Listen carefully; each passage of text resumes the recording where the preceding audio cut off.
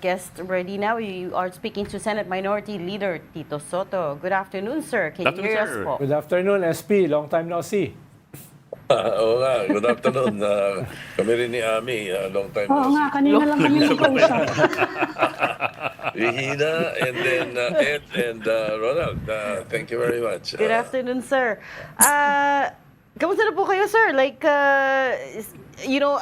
After the tussle with the nodes, after the big tussle. SP, congratulations sa inyong conduct nung nakaraan na August 6, no? Yeah. If I may say so. Yeah, actually, I was gonna say na marami pong na-impress with how prepared and how articulate you were defending your arguments, pero clearly, na-disappoint pa rin po kayo, no? When you look back, was there anything you would have done differently? Well, first of all, thank you very much for your words. Thank you very much. Is there anything I would have done differently? That was the most I can do. The only way I would be able to thwart or to stop the motion to dismiss is to come up with a higher motion, a higher precedence motion, which I did. And we had to debate that. And while we were debating that, I was able to infuse what I thought was wrong with the perception of some of the senators and why they should not follow a wrong decision. It gave me a chance to do that. Sir, follow ko yun. You were saying ito sa higher motion eh. I kept hearing that or something along those lines during the August 6 debate eh, na parang the motion to table takes precedence over other motions. Is that correct? Is that the way it goes? Yeah, yes. The precedence of motions in the rules of parliamentary rules and even in the rules of the Senate itself. The number one motion that cannot be debated is a motion to adjourn. You either vote or not. Number two is a motion for recess. And then 3, 4 others. Fifth sa presidents yung yung motion to lay on the table. And a privilege motion or a motion on the floor has very low precedence. SP, nagpasalamat ba sa inyo si Senator Looking on the Marcoleta? bright side, sa tingin niyo ba kasi hindi naman mukhang masaya yung mga kabila rin eh. Sa tingin niyo, small victory din to na hindi siya na-dismiss outright? Perhaps, yes, to a certain extent. But sa akin kasi the important thing is that we were able to lay it out, to lay out what we wanted to say, what I wanted to say, and some of the members of the minority. So it gave us a chance to do that. Yes, you could consider it a small victory. And I think they themselves, the members of the majority, were not too keen on the dismissal afterwards. Kasi biglang, di ba, pumayag sila sa archive imbis na dismissal. And they were trying to convince me na pumayag na rin ako sa archive. Kami nila Senator Lacson, Tiberos, Bam and Kiko. They were trying to convince us na pwede na yun. Pero sa akin kasi, I just wanted to make sure that when we say archive, it's like, we can bring it back anytime. I just wanted them to say it on the floor. And I think 1 or 2 of them said so during their voting. Kasi ang pinakadelikado sa archive, merong mga ibang meaning ng archive na nilibing eh. Yes. Pag nilibing yun, paano nag-MR ang Yun ang pinakamabigat na question na hindi ako masagot eh. Paano gagawin natin kung ang motion for reconsideration binagbigyan ng Supreme Court at nag-reverse? Iba rin talaga. Dinismiss na natin. Di mukha tayong tanga. Hindi ba? Yun ang importante doon eh. Because, again, I will say this once again, I am not about, my stand is not about Vice President Sara. My stand is the preservation of the Constitution and the parliamentary rules and procedures. Ronald? Well, sabi ko nga kanina, SP, no? Na nagpasalamat ba sa inyo si Senator Marcoleta dahil parang marami siyang natutunan sa inyo tungkol sa rules ng Senate, no? At meron din kayong mga kinorek sa kanya together with Senator Ping Lacson. No, sabi nga ni Senator Ping Lacson, medyo hilaw yung interpretasyon ni Senator Marcoleta dun sa kanyang binanggit. Kaya seriously, sabi ko, nagpasalamat ba sa inyo? Ang tanong ko sana, SP, ay hindi kayo abogado pero nung nagsalita kayo at nag-intervene noong August 6, parang batikan kayong abogado. Nagbabasa ba kayo ng mga law books? Nag-aaral ba kayo ng mga ganyan? Pero Yes. impressive Oo naman, hindi naman kailangang maging abogado ka para ma-master mo yung parliamentary rules and procedures At saka yung 28 years ko sa legislation masahol pa sa kumuha ako ng 5 taon ng law at saka pumasa sa bar.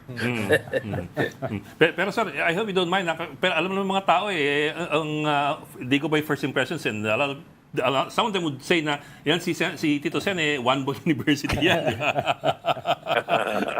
Well, on the lighter side, dalas ito, biro ko nung araw ito marami sa mga kasama namin na nagbayad sila para pumasok sa eskwelahan sa law school Ako, binayaran ako para pumasok sa One Ball University. Sir, balikan ko lang yung issue ng archive. Kasi the impression I'm getting is that parang walang concrete meaning or fixed meaning or definition ng archive sa rules. Kasi parang kayo, nangangamba kayo kung ano ibig sabihin. That's why you're trying to get commitments from the other senators na hindi to dead in the water. Wala naman talaga. It's not part of the rules, di ba? Tsaka nabanggit nyo, SP, na archive is tantamount to dismissal No? Nabanggit nyo rin yun noong August 6. Oo. Merong interpretasyon na gano'n kaya nakakatakot Kaya hindi pa rin ako pumayag Kahit sinabi nila na pwede na archive na lang. Na para pwede, basta siniguro ko na pwedeng bunutin. Pwedeng bunutin pagka sinabi ng Supreme Court na nagre-reverse sila. Pero sir, it's not in black and white. There's nothing in black and white in the rules about archiving. It's not mentioned in the Senate rules. O paano mahalaga, SP, yung binanggit ni Senator Ping Lacson na paano tayo magdi-dismiss? Hindi naman tayo impeachment court. Diba? Sabi niya, we are legislative senate at this point. So, paano tayo magdi-dismiss? Totoo, ang bigat doon. Dinidismiss natin? Kasama pa nun, yung tinatanong naman natin na dinidismiss natin? Akala ko ba wala raw tayong jurisdiction, sabi ng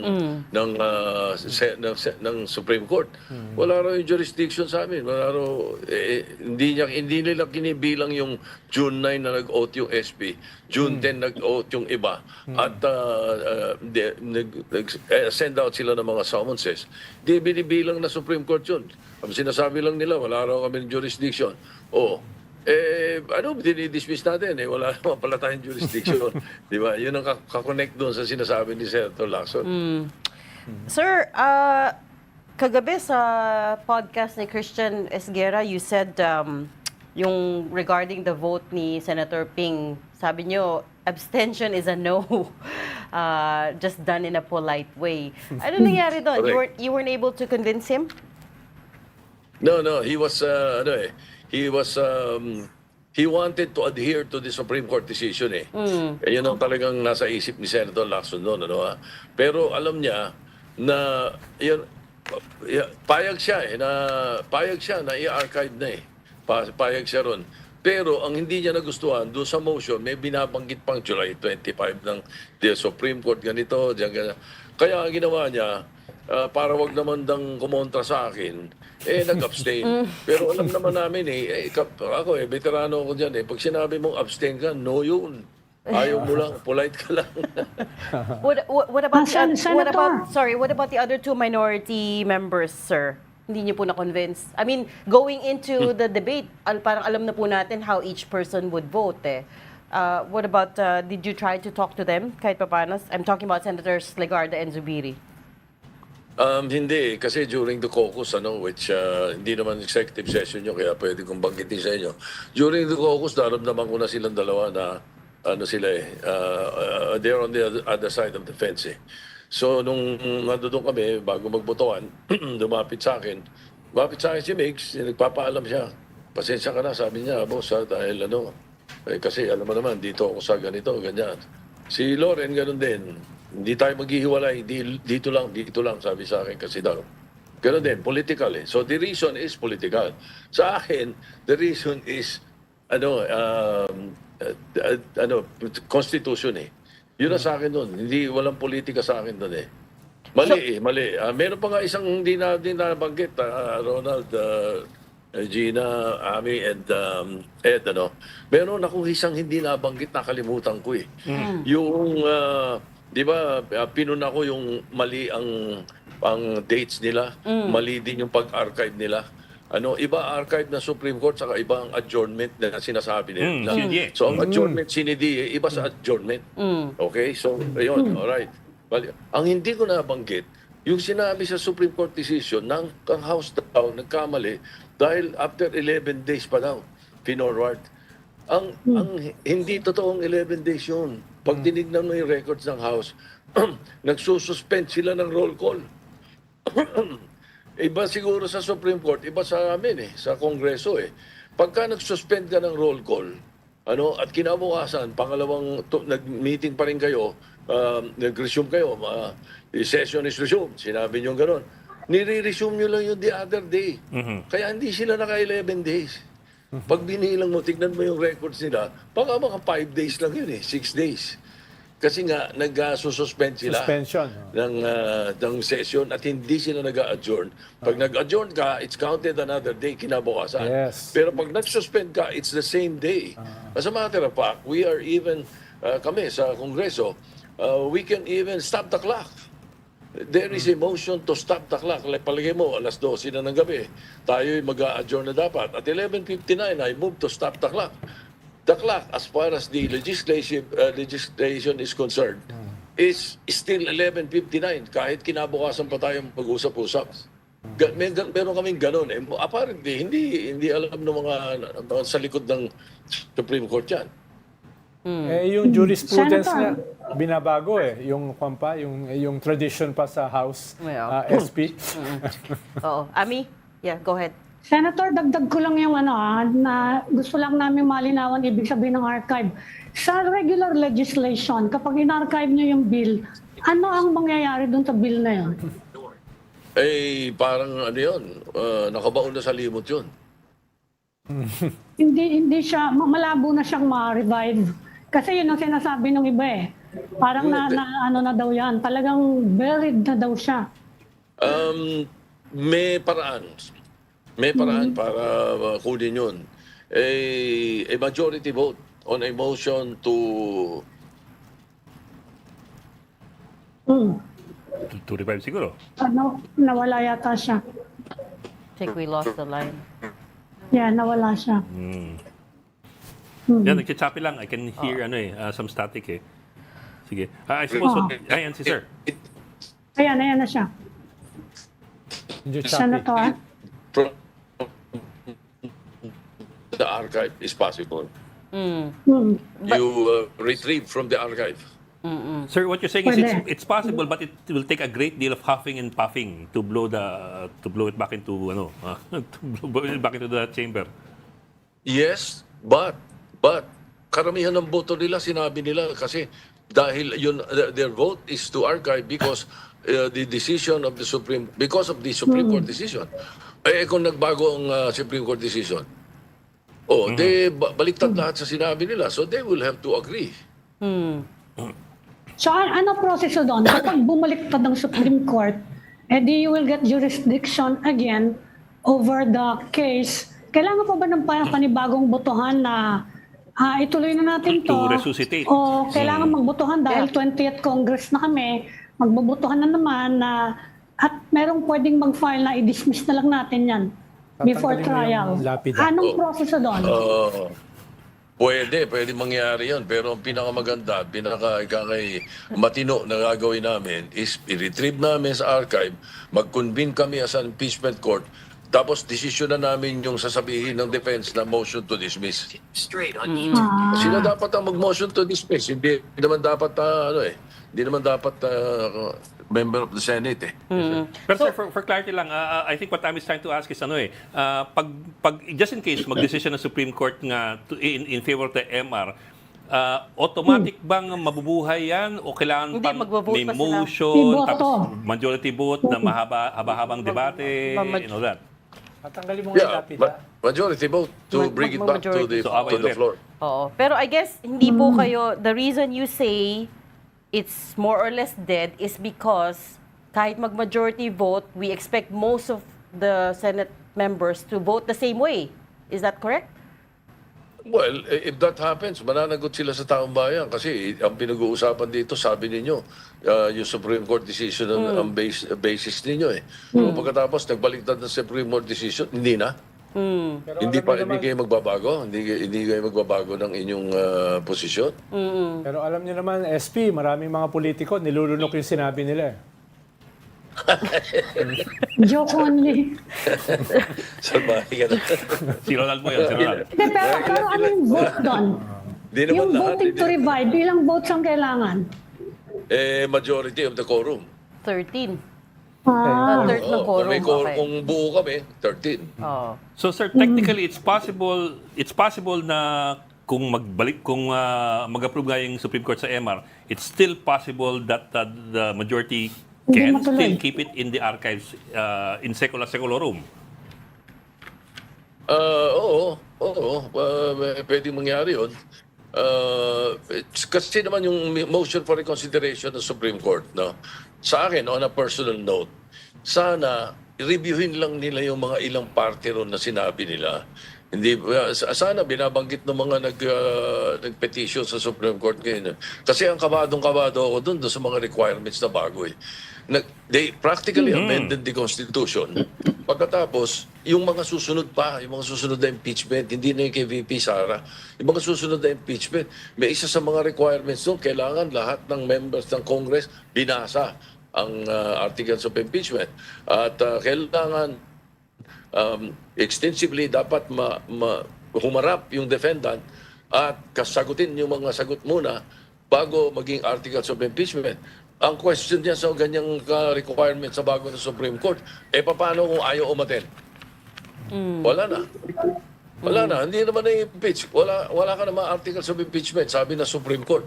Dahil ayaw umaten eh. Senator, may option ba kayo to dismiss without trial? Kung sakasakali lang balik pa rin ng Supreme Court yung ruling na ibalik sa inyo jurisdiction, may option ba mga senador na hindi i-try? Halimbawa, nag-motion uli ng dismissal yung defense at nagbotohan yung mga senator, o sige, dismiss na lang natin, ayaw na namin mag-trial. I'm asking this kasi mayroong ilang mga senador na nagsasabi, hindi naman to about accountability, it's about just an attack on the Vice President, it's a political thing. Paano kung ganun yung takbo nung pwedeng option ba yon sa senador? Ayoko i-try yan kasi political lang naman yan. Pwede mangyari yun, pero napakapangit. Napakapangit sa Senado nun. Kung kami ngayon ay ang rating ng Senado ay napakababa, yan baksak na. Pagka nangyari yun. Sapagkat ang pinag-uusapan na niya, rule of law. Hindi pilit sila ng pilit na si BP Sara ang problema. Hindi si BP Sara ang problema para sa akin. Ang problema is yung procedures at saka yung rule of law. Ito nga sa SP, ito yung first time na mas mataas ang Congress sa approval rating kaya sa Senado eh. Parang Pag nangyari yung sinasabi ni Ami, nako, lalo lalo na. babaksak yan. Ibig sabihin, sinabi na ng Supreme Court, sige, pwede nyo i-try. Pagkatapos sasabihin namin, ayaw namin. Ayaw, Hindi pwede. SP, merong incident do sa August 6 na biglang sumingit si Senator Bato. Sabi niya, napag-usapan na yan sa caucus eh, na yan ay i-table, no? Yung dismissal, no? Tapos sumingit kayo, kinurek nyo siya. Ano ba napag-usapan sa caucus? If you may discuss Yeah. it. Oo. Again, it was not an executive session. It was a caucus. Napag-usapan na naman. Kaya hindi bawal na sabihin ko. Napag-usapan doon na August 6, natatayuan ni Senator Dante Marcoleta yung motion to dismiss, ang proposal daw niya. Sinabi niya yun doon sa caucus eh. O yung mga iba naman sa amin, hindi naman umiimik eh. Pero yun ang sinasabi niya. Wala naman kaming, siyempre, sa loob-loob ko, siyempre, tatanungin natin, bakit, ganun-ganun. Ngayon, itong sinasabi ni Senator Bato, merong August 6 kaming, pagdating ng August 6, motion to dismiss. Napag-usapan na, mag-motion to dismiss. Pero wala kami napag-usapan na magkakaroon ng Botohan. debate. Wala kami pinag-usapan na hindi pwede mag-debate. Wala rin kaming, at saka ang punto ko, noong pinag-uusapan namin yun, walang MR. Nagkaroon ng MR eh. Yun ang mabigat, di ba? MR eh. Kaya hindi walang value yung sinabi ni Senator Bato. I want to come back to the fact na, of course, sabi niyo nga, Sen, sa caucus, nilapitan na po kayo ni Senators Legarda and Zubiri to say, pasensya na, this is how they're gonna vote, it's political for them. And then, even in the days before the debate, alam na po namin, sinabi na ni Senator Jinggoy na around 19 senators will vote to dismiss, in favor of the dismissal of the case. So parang going into it, parang may kanya-kanya ng idea, may kanya-kanya ng, Decision. they've decided on the vote, right? Kahit na, Whatever. again, I want to point out that you took a separate oath to become senator judges, right? Different pa from your oath as lawmakers, and that oath involved, you Yes. know, Listening to the evidence. looking at the evidence and making a decision based on the evidence solely, right? And that's a big disappointment, I think, for a lot of people. Yes. Well, you're right, Regina. You're right. It's a disappointment to a lot of people. Kasi supposed to be, we took the oath. They took the oath to that, no? Oo. Kami yung oath namin is to preserve the Constitution as senators, eh. Hindi pa kami nag-o-oath. Yung As iba a sa amin, hindi court. pa nag-o-oath as Oo nga pala. impeachment court, Yeah. eh. On a, Senator, tinanong ko to kahapon kay Senator Risa. Considering the vote doon sa August 6, that's 19 senators, at mukhang hindi pa naman yan on the merits, kung sakasakali man na mag-reverse ang Supreme Court, matuloy yung trial, it's the same senators, yun na nga. and mukhang they've made up their minds already. Sa tingin niyo ba, hindi ba tingin niyo parang magiging exercise in futility lang to? Depende nga sa resulta ng MR, ang tingin ko. Kasi we have to give them the benefit of the doubt na kapag ang MR ay naging successful at binaligtad ng Supreme Court ng sarili nila, ini-expect ko rin na marami sa mga kasama namin ay babaliktad. Babaliktad din ang pananaw nila. Pero sir, if You don't think everyone is voting along political lines? Not everyone. We will have to give the senators the benefit of the doubt. Kung meron man dyan na may political line, siguro mabibilang ko sa kamay. Sa isang kamay, sir, or Pero dalawang sir, kamay? yung House leader, yung leadership, specifically si Senator Chis Escudero, ang reading niya in his speech was it was all political more than anything. Yeah. Anti-Duterte. And that, I suppose, that colors the opinion of a lot of other senators as well. Actually, nalulungkot ako marinig yung ganun eh. Kasi ang pinag-uusapan nga eh, again, ang punto ko was the rule of law and the Constitution, preservation of the Constitution. Yun ang punto ko eh. Pero ang pananaw ng iba, puro political ang binanggit. May si ganito, ganyan, si ganyan nga. Di ba? Hindi, it's a disappointment Oo. as far as I'm concerned. No. Pero ang tingin ko, pag nag-iba MR, wala nang dahilan eh. You have to listen to it, you have to convene the impeachment court, and kung gusto nyo ng political at meron kayong gano'n, i-dismiss natin doon sa impeachment court. I-dismiss nila sa impeachment court. Sa akin, ganyan. Sundin natin kung ano yung dapat gawin, okay. Di ba? Walang problema. Kung gusto nyo majority sa kanila, i-dismiss. I-dismiss natin. I also like Okay. it when you pointed out that during the debate, no, that ikaw sir, have been friends with Digong since 1998, and also VP Sara is also your friend. 1988. 1988. Actually. So, kulang pa ako ng 10 years. 1988. Oo. So in this whole time, their side has never reached out to you to try to Influence you. influence you in some way? Hindi. Even when I was Senate President, kami ni President Digong nagkakaintindihan kami. Kahit tanungin niyo siya. Hindi kami, basta alam niya kung pag may pinanindigan ako, kilala niya ako Pag may pinanindigan ako, paninindigan ko yun, whether I'm right or whether I am against the tide. Basta I think I'm right, I will fight for it. If you tell me, if you prove that I'm wrong, I will agree with you. Di ba? Ganun yun ganun kasi ugali ko Pero kilala ako ni President hindi niya gagawin yun. Hindi rin gagawin nila VP Sara yun. Sabi nyo nga, SP, ang usapin dito is rule of law. Ang usapin dito yung ating konstitusyon, which we have to defend, as well as yung institusyon ng ating bansa, katulad ng Senate. It's a very important institution. Pag na-weaken ito, nawi-weaken yung buong bansa. Pero karamihan na SP doon sa mga nagsalita ng mga senador, ini-invoke din nila konstitusyon At yung isang senador, Biblia at saka konstitusyon ang ini-invoke. No? So, anong kaibahan doon sa posisyon nyo na mahalaga na depensahan natin yung konstitusyon? At saka yung mga sinasabi nitong ibang senador na para silang defender ng konstitusyon. Paano naging defender ka ng konstitusyon kung yung konstitusyon inaamendahan ng walang karapatang mag-amenda, bayag ka? Paano naging pro-constitution doon? Because wala naman sa konstitusyon na pwede mag-amend ang Supreme Court Pwede silang mag-interpret. At kung ano yung interpretasyon nila, interpreta, hindi sinasabing amend. Di ba? Interpret. Kung yung interpretation nila, at times, it becomes law. Pero ito, hindi Ito, ibang klase ito. There's no law. Yung konstitusyon ang pinag-uusapan. Hindi interpret yung konstitusyon, biglang inamend.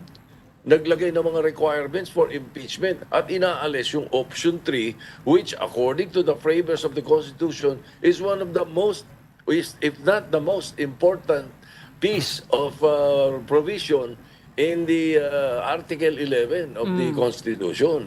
Silang mga framers ng Constitution mismo nagsasabi niyan, ba't di tayo maniwala sa kanila?